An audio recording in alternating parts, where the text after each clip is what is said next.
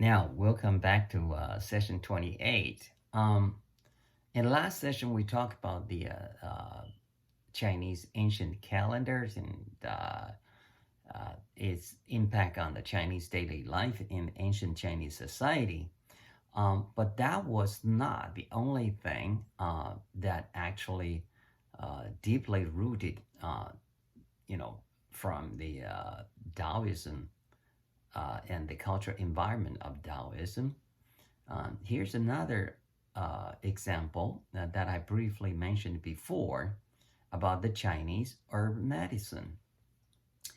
The Chinese herb medicine, if you even today, if you really want to learn the Chinese herb medicine, unlike those speedy training certificate courses offered in China, um, you actually have to learn a lot extensively to comprehend the Chinese school of science or the ancient Chinese science that is pretty much all marinated in the Taoism. I ran into a physician, a German, in my kayak club here in Houston, and he felt so strongly about the Chinese herb medicine. He said, it took me so many years to become a doctor, right? After the resident, after my medical school. And it was still, many years in the, clinic practice before I was really, really comfortable to practice as a medical physician. And there was my brother, my younger brother. He went to Shanghai and took 3 month training, and he came back, started to practice acupuncture, and he considered himself a doctor.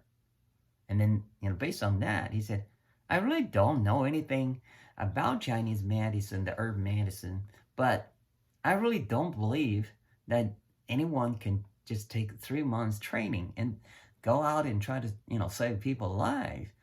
Would you be comfortable? And I was like, no, sir, I certainly would not uh, just let any people, quote unquote, certified to mess with my health. I don't care what kind of training, uh, let alone, with a German who probably don't read or speak Chinese. But even a lot of Chinese in the contemporary China today, they read and they speak perfect Chinese, but they're not Chinese literate, okay, in the sense of classical Chinese. And nevertheless, they cannot read the Chinese philosophy, the ancient Chinese philosophy.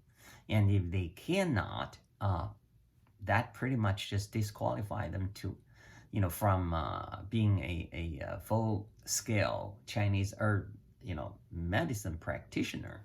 Why? Because they don't understand all that yin-yang system and the whole Chinese, medical or the ancient, herb medicine school.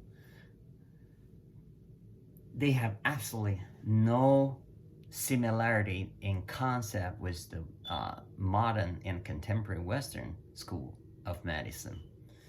For instance, I mentioned this before, because of my, I guess, work stress from one of the TV documentary production as the script writer and the on-screen presenter, are, American term would be a narrator, or the British call it narrator. So anyway, because of all that, at the end of the trip of several months touring around Europe, I came back. My mom said, "Oh, you look so, not fit. So you probably want to go to see doctor. You probably have the diabetes type 2." My mom is no doctor, but boy, was she right. After the, I was clinically diagnosed as the type 2 for sure. So when I met with my, I call him master because I would not dare call him friend because he was like at least more than 10 years older than I am. And I respect the seniority. But anyway, I asked my master, who has been or had been the chair of the California Chinese Herb Medicine Association for over 3 decades. And I believe he was the best Chinese herb doctor alive today around the earth globe. Um, because comparing to him, I believe a lot of the Chinese herb medical doctors in China are fake. Um, let me explain why I come to such a conclusion. Uh, in contemporary China, okay, the best Chinese herb medicine hospital you go. It's not like in the U.S. you go to the medical doctor's office. In China or Japan or Taiwan, you go to hospital to see doctors. So there's some, most Western school of medicine practice in China, but there's still, a few traditional Chinese herb medicine practice, the hospital. So you go there. They still do perform the, I guess, the ceremonial thing to take pulse on your wrist. And after that, everything else just basically Western medicine. They actually give you the prescription of Western medicine. And they don't really explain to you what really happened. So the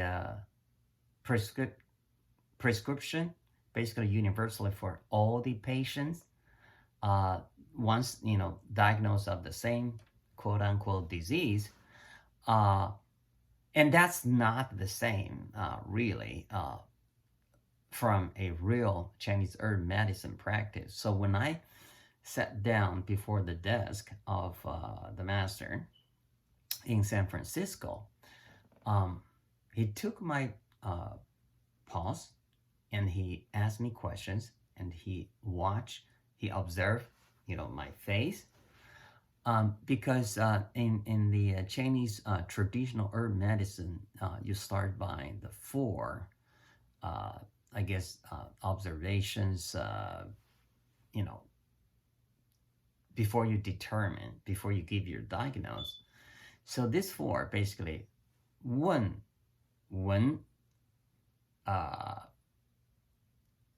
忘切 问闻忘切 meaning 问 is to you ask questions. It sounded random, but actually they know what they're asking. So 问, that's question. 闻 means you smell, because there are a lot of some, like I guess the physical characteristics they pick up from the smelling.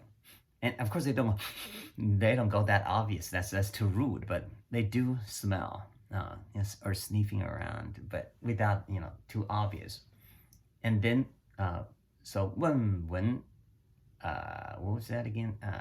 切 or 切 is to take your pause, on your the left wrist and the right wrist, because one side is more, I guess, associated more directly with your organs in your body on this side, and then the other wrist is more associated to this side. So the two are different, and they're not just taking the pulse to tell you your heart is pumping at what particular beat rate.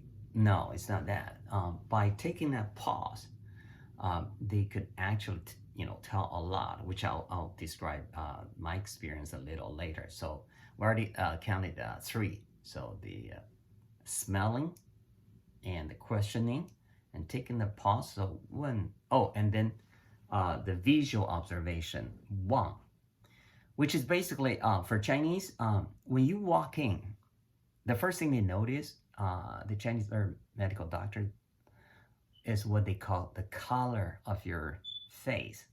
What it 脸色面色 what it means is like you know it's really more sophisticated than just color uh, because by for instance if you have what they considered as the internal heat and the moisture, which is basically the best start of all the problems or many problems. And a lot of people have that. When you have that, you may have the oily hair and either oily, skin on your face or sometimes really dry, but either one is no good. That tells them you are out of balance. Okay? And then in the old days, I don't know if people still do. I remember when I was a little boy, the Chinese medical herb doctors, they ask you to stick your tongue out. Uh, and no, that has nothing to do with the Western culture, like, oh, that's disrespect. No, they want to see the physical state of your tongue on the surface of upper, you know, uh, side of your tongue. They need to observe that, okay? And if you open your mouth and you started to have this, I guess you probably don't smell too nice, and that's where they catch it for the smelling. Of course, that's why they don't do that, but that already come up, right? So if you're a really good doctor, supposedly you can tell a lot, right? So this master of I mentioned in San Francisco, by taking a pause, the pause would actually tell you, did you get a not tell you, but tell him, did you catch cold, last year, and did it get in full recover, or something just left inside as the uh, uh, I guess residual, or some pronounce it as residue, whatever it is, just something left over in there, right? So if you had that, he would basically write, with ink brush for traditional Chinese characters. 外感内传. What does that mean? That means you picked up something from externally, but then internally it just started to develop, and he could, basically tell all that from a simple, uh, pause taking, because they were trained to pick up a lot of information from the way that all that information came through your blood vein and basically picked up from there. And I was really absolutely amazed. So when I went to Beijing, went to see the doctor there, and they charged a lot more than the other doctors because they were supposed to be the experts. And guess what? They did not tell me anything whatsoever after they took my pulse on both wrists. So what does that tell you, right? So that's on the doctor side. But then what about the average citizens back then? Like I said, I mentioned a little earlier that my grandfather on my mother's side, he never had any training as far as our medical science goes. He did not have any formal training. But what he did was, though, he hung out with his brother-in-law, who was a very famous Chinese traditional herb medicine doctor, that he did not practice for, I guess, to make a living before the Red Republic, but he had to after, I guess, the transition into the current republic. Of course, he did not live long in the new republic, but anyway, he was one of the big names in the first, I guess, few decades in Beijing for acupuncture. And today, he's a, I guess, a legend for the Chinese herb medicine in contemporary China. His name was Gao Feng Tong, and my grandpa on my mother's side, hang out with him from time to time. That was his brother-in-law because uh, both of them married. The sisters came from the solid red Manchurian banner. So they were close. So by hanging out with his brother-in-law, my grandfather on my mother's side, actually picked up a lot of information to the point. Of course, he had to be Chinese literate for the classical Chinese, so he could read all that. So by looking at the prescriptions, his brother-in-law, gave it to the patients, and of course he checked and he asked questions. So in time, he accumulated some knowledge good enough to have all his children never went to see a doctor ever, because he basically just gave the prescription and go get the herb medicine, you know, from the store of his brother-in-law. And of course, his brother-in-law, if at the time, probably will check for him. But in time, knowing basically for this little repeated little, common things, he was sure that my grandfather on my mother's side already was good enough to give the basic prescription for the common problems to be cured. So you see, that was the, I guess, the culture on the other side. For instance, like if you want to have a great, ballet culture, you need more than just the greatest, the first class ballerina. You gotta have the audience who are really at the level could appreciate the whole thing, especially the technical level. So the Chinese herb medicine existed in the society where, the people like my grandfather on my mother's side, they were able to appreciate, right? And of course, on the other side, his brother-in-law back then did not have to practice all this for money to make a living. He had a great lifestyle. He didn't need this. The income came from somewhere else. So you see, that was the herb medicine of the ancient Chinese society. Well, actually, not so ancient. It was actually modern society because, hey, I actually knew my grandfather on my mother's side. I was, I guess, at the school age, except for without the school to attend, while my grandfather was still alive and kicking. That was that. So this pretty much just tells you about the Chinese herb medicine. So let's go back a little bit. I don't want to say too much because I never, studied Chinese herb medicine, so I don't want to mislead people. But what I do understand, the Chinese herb medicine basically recognized all your organs in your body, all split into yin and yang. So basically, your yin yang is whenever it's in balance, the perfect balance, your immune system works perfectly. But when your yin and yang is out of balance, basically, if yin is too much, then yang is, too little, or, vice versa.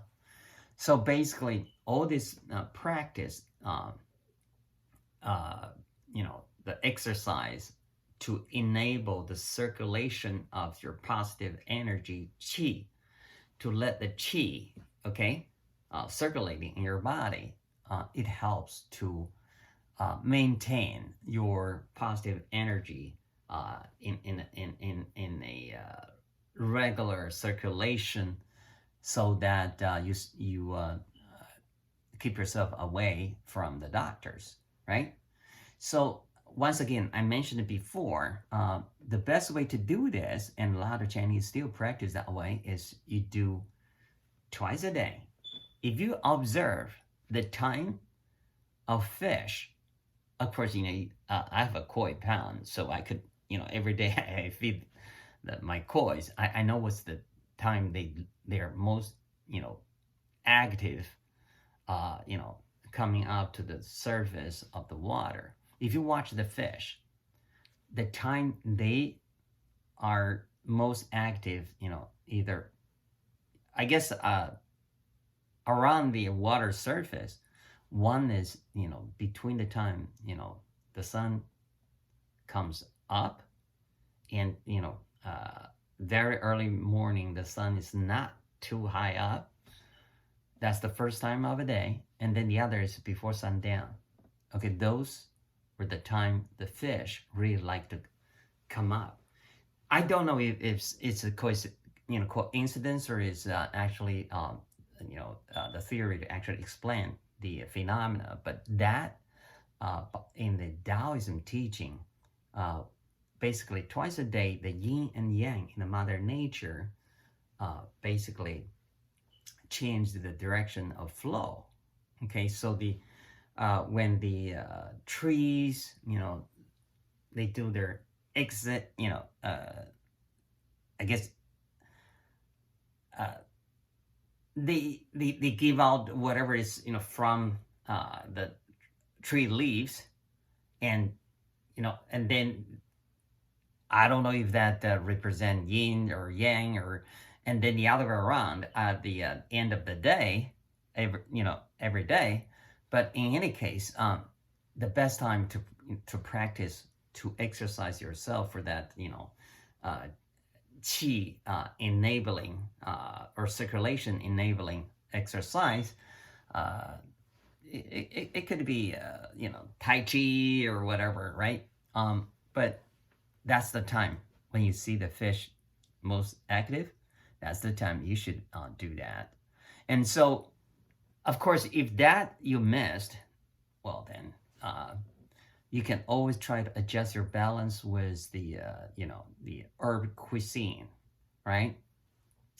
There's a lot of information there online out there, and you can check what you should not have to stay away from, and what you should have a lot more. And if that did not work, well, then it's probably time you go see doctor, the Chinese herb doctor for acupuncture, to basically try to restore, your balance by, correcting some of the, problems. And if that actually failed because you did not go in, in time, but you kind of delayed, then it's time for the actually herb medicine to come to work. So anyway, like I said, I don't want to talk too much about this because I don't have the, the credential. I don't want to mislead people. But what I do want to promote here is to try to get in touch with the real Chinese or medical doctors. Do not be fooled by the brother of my, acquaintance at the kayak club. The German guy, after 3 months training in Shanghai and then self-claim as a doctor. That's not the real Chinese herb doctor. That is just, somebody was making money in Shanghai first, and then this German guy trying to make a living out of this practice. I hope that's not a medical practice actually kill people, and you don't want to be the victim, right? So, until the next session, ciao.